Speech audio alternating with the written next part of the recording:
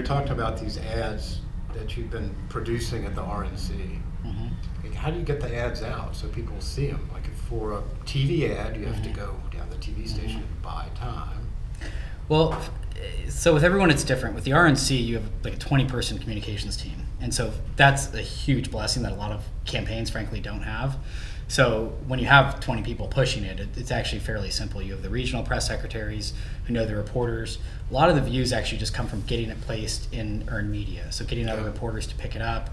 And we would do some analytics behind it. So for example, I would track every video we would make, every ad, and track the YouTube views against it, but also the earned media mentions. So stuff might be picked up by Drudge or Hannity or Rush Limbaugh, CNN, Fox News, MSNBC.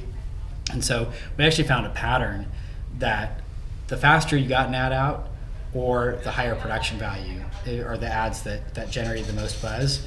If it's a little bit too late and it's not quite relevant enough, it wasn't hitting quite as much. So that dictated some of our strategy. But no, the distribution of it was extremely helped by just the communications team pushing it, getting it in front of people. So you were playing in the free media space. Yeah, if you could get even just some of the conservative blogs to embed it, that would at least give it a little bit of juice to start with some views. And then if it was a good ad, it would take off from there. So we, for example, had some that got millions of views. You're certainly not going to get that just from being embedded somewhere.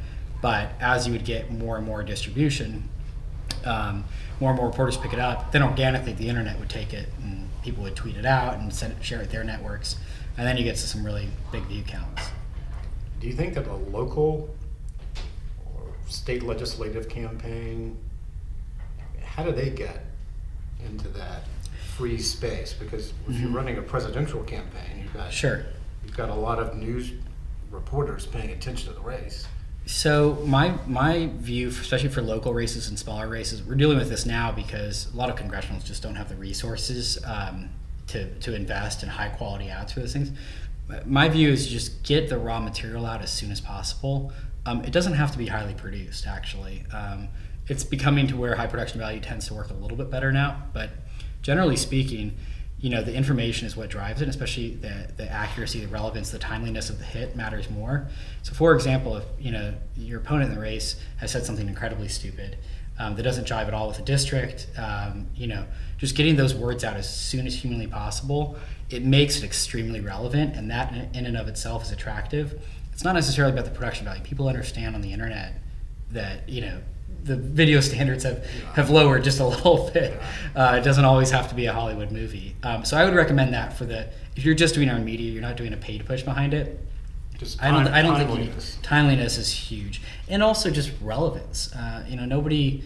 If you're really trying to stretch a hit and it's just not something that actually is, if it's a stretch, then I just wouldn't bother putting a ton of time and investment resources in it.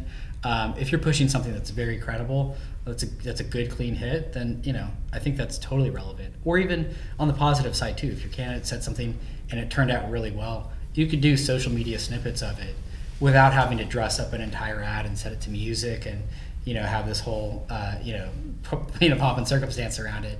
It can be just what it is if it's authentic and if it's relevant.